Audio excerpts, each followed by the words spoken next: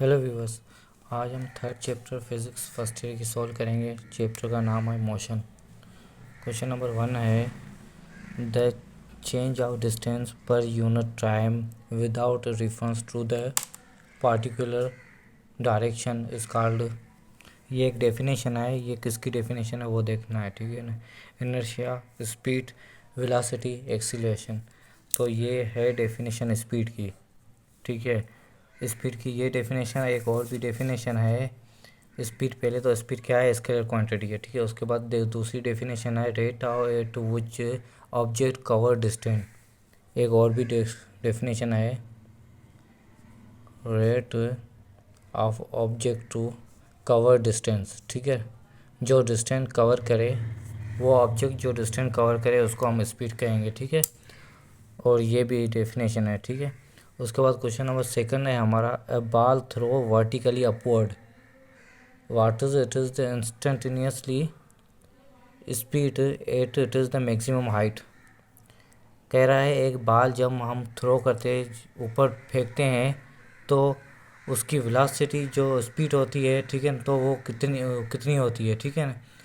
और instantaneous speed वो maximum speed जब हाइट पे होता है, बाल हम थ्रो करते हैं ऊपर, ठीक है, ऐसे तो उसकी स्पीड आप कांस्टेंट करें तो उसकी स्पीड 35 है, ठीक है ना।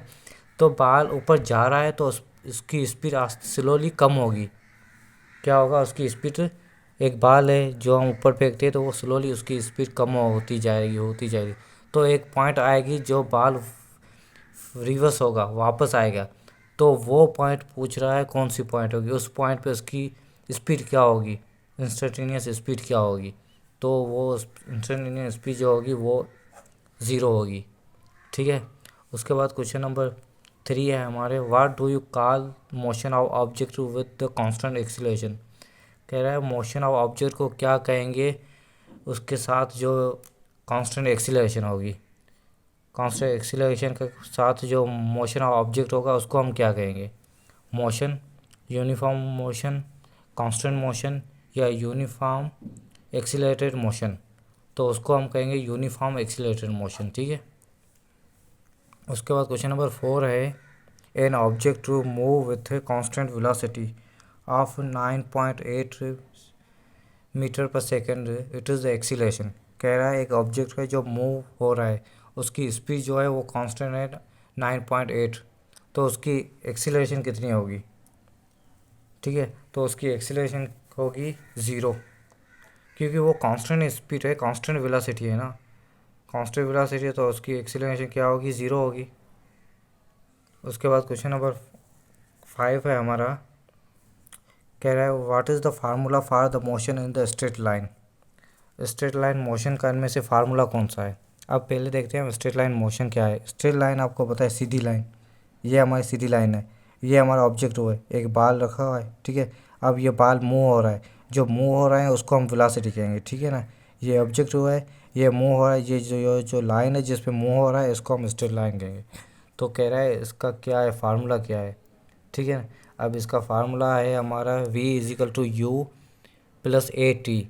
वी हमारा क्या है, वेलोसिटी, वी हमारा फाइनल वेलोसिटी और यू हमारा इनिशियल वेलोसिटी।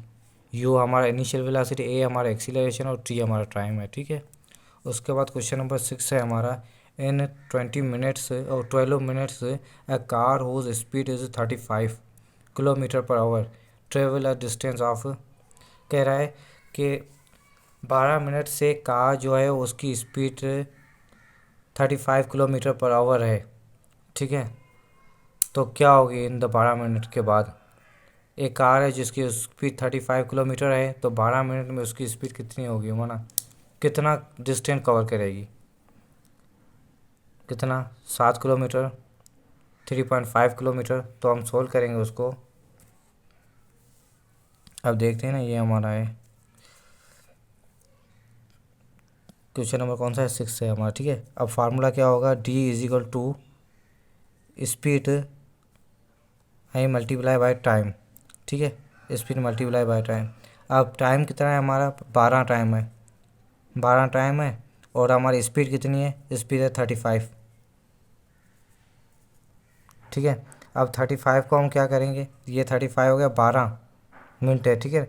तो हम क्या करेंगे, इसको 12 जो है इसको हम 60 करेंगे, क्या करेंगे 60, ठीक है। तो 35 को हम जब मल्टीप्लाई करेंगे 12 से और उसको हम डिवाइड करेंगे, ये 72, ये हो गया इतना तकरीबन 70, ये 60। अब इसको आप करेंगे तो आपको 7 किलोमीटर मिलेगा जवाब, ठीक है। उसके बाद क्वेश्चन नंबर 7 है हमारा, a body moving along with a straight line at the 20 metre per second under goes the acceleration of 4 metre per second square after 2 seconds, it speed will be. कह रहा है एक बॉडी जो है वो अलोंगली स्ट्रेट लाइन पे move कर रही है, उसकी स्पीड जो है 20 मीटर पर सेकेंड है। अंडर गोज एक्सीलरेशन ऑफ, उसकी एक्सीलरेशन है 4 metre per second square after 2 second, 2 second के बाद उसकी स्पीड कितनी होगी। अभी उसकी स्पीड कितनी है 20 मीटर पर सेकंड है, उसके बाद 2 सेकंड के बाद उसकी स्पीड कितनी होगी, ठीक है। तो कैसे हम सोल्व करेंगे, ये हम फार्मूला कौन सा लगाएं, v is equal to u plus a t. अब v हमारे पास कितना है 20 है, ठीक है, प्लस a हमारे पास कितना है, एक्सीलरेशन हमारे पास कितना है 4, ठीक है ना, 4 एक्सीलरेशन, उसके बाद हमारा टाइम कितना है 2 सेकंड्स है। अब 4 को हम 2 से करेंगे तो हमारे पास कितना बचेगा 8 प्लस 20 को 8 करेंगे तो हमारे पास कितना 28 बचेगा। तो फार्मूला कौन सा होगा, v is equal to u plus 80। ये फार्मूला करेंगे तो हमारे पास जवाब कितना होगा 28 आएगा, ठीक है। तो यहाँ पे 28 है, ये 28 है, ठीक है। उसके बाद क्वेश्चन नंबर 8 है, swimming is the possible on the account of. तो स्विमिंग किसका अकाउंट कहते हैं या ला कहेंगे, ये किसका ला है, किस मोशन का ला है, फर्स्ट मोशन, सेकंड मोशन या थर्ड मोशन, ठीक है। तो ये है थर्ड लॉ ऑफ मोशन। क्या third law of motion, third law of motion में क्या कह रहा है, एवरीबॉडी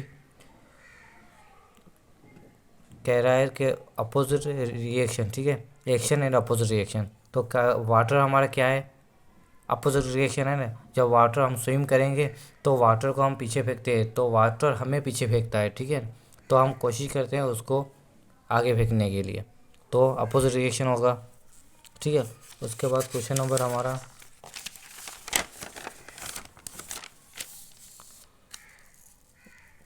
क्वेश्चन नंबर हमारा 9 है, the speed time graph for the particular moving at the constant speed is the straight line. कह रहा है स्पीड टाइम ग्राफ जो फार्मूला है, जो उसका ग्राफ है, वह particular move at the constant speed पे मूव कर रहा है, ठीक है, द स्ट्रेट लाइन में। तो उसको क्या कहेंगे, तो उसको हम कहेंगे पैरेलल लाइन, ठीक है। क्या कहेंगे उसको हम पैरेलल लाइन कहेंगे, उसको हम क्या कहेगा, वो पैरेलल लाइन पे टाइम ग्राफ फिगर क्या होता है, ये टाइम ग्राफ फिगर है, ठीक है ना। ये हमारा क्या है टाइम, ठीक है, ये हमारा स्पीड और ये हमारा टाइम है। तो ये क्या है, ये स्ट्रेट लाइन है हमारी परपेंडिकुलर, ये हमारा पास पैरेलल होता है और ये हमारा परपेंडिकुलर, तो ये परपेंडिकुलर है, ठीक है। उसके बाद क्वेश्चन नंबर 10 है, the slope of the A V T graph given. A V T graph मुराद क्या है, ठीक है ना, एक्सीलरेशन, वेलोसिटी, स्पीड, डिस्टेंस या मोमेंटम, ठीक है। तो क्वेश्चन नंबर 10 है, इसका क्या होगा, इस एक्सीलरेशन होगी, जो हमारे पास होता है d is equal to v upon t. तो वी अपन टी एक्सीलरेशन होगा, ठीक है ना, वी अपन टी को कहेंगे तो हमें एक्सीलरेशन मिलेगा। उसके बाद क्वेश्चन नंबर 11 है हमारा, when a bullet is fired gun move backward. जब हम बुलेट गन से बुलेट फायर करते हैं तो क्या होता है, बुलेट की स्पीड जो होती है वो तेज़ होती है, तो बुलेट हमें पीछे गन को फेंकती है, बैकवर्ड फेंकती है, वो कह रहा है। तो उसमें कह रहा है कि क्या होगा, when the fire gun the move backward, वापस क्या आएगा, गन हमारी वापस आएगी तो उससे क्या होगा, टू मेंटेन द फोर्स, नहीं, to enhance the velocity of bullet. हाँ, वेलोसिटी की बुलेट की वजह से क्या होगा, होता है वेलोसिटी जो होती है उसकी बुलेट की वजह से, ठीक है। तो ये ऑप्शन सही है, to keep the maintain of the conserve, नहीं ये गलत है, तो ऑप्शन बी सही है, to enhance the velocity of body, क्योंकि वेलोसिटी होती है बुलेट की बहुत ज़्यादा होती है इस वजह से। Of the angle of inclination of the smooth incline the plane rises from the 0 degree to 45 degree acceleration of the body moving along. कह रहा है एक एंगल है जो इंक्लाइन हो रही है, ऊपर जा रही है, ठीक है, स्मूथली। जो इंक्लाइन उसको राइज हो रही है, यहाँ से 0 से 45 तक एंगल उसकी राइज हो रही है। पहले 0 थी, अब उसके बाद 45 पे हो रही है। आवर बॉडी मूविंग डाउन, अब उसके बाद वो डाउन हो रहे हैं, ठीक है। तो क्या होगा, डिक्रीज़ होगा, ठीक है। एक्सीलरेशन क्या होगा, डिक्रीज़ होगा, इंक्रीज़ होगा या रिमेन सेम होगा। तो एक्सीलरेशन हमारा क्या होगा, इंक्रीज़ होगा, ठीक है।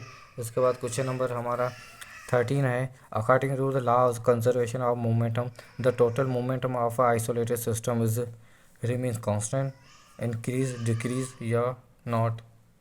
तो क्या होगा हमारा, हमारा होगा remains constant, law of conservation है उस हिसाब से, ठीक है। उसके बाद क्वेश्चन नंबर 14 है। If m1 is equal to m2 then the acceleration of two bodies connected by the strong string which passes over the frictionless pulley such that the bodies move vertically। अब दो police है ना, ये दिया भी हुआ है, ये दो पुलिस है, पुली वो क्या कह रही है, वर्टिकली है, ठीक है ना। तो वो मूव हो रही है और कनेक्ट है एक दूसरे के साथ, ठीक है। तो उनका फ्रिक्शनलेस पुलिस होता है बॉडी, वो किस वजह से मूव करी, तो वो उसकी जो एक्सीलरेशन होगा वो कितना होगा, ग्रेविटेशन अपॉन 3 या acceleration is equal to gravitation 2g या 1/g या a1/3g।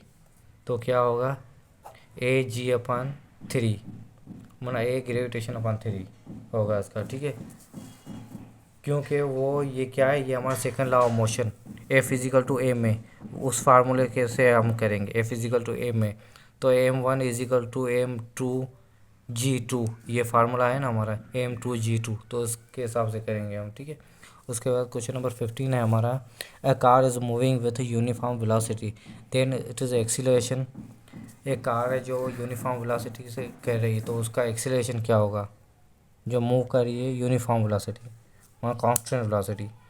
तो उसका क्या होगा, इंक्रीज़ होगा एक्सीलरेशन, डिक्रीज़ होगा, ज़ीरो होगा तो कांस्टेंट होगा, तो ज़ीरो होगा उसका, क्योंकि वो जो है स्पीड या डिस्टेंस चेंज ही नहीं कर रही है, वो एक ही पॉइंट पे जा रही है, एक ही यूनिफॉर्म में जा रही है, तो उसका एक्सीलरेशन ज़ीरो होगा।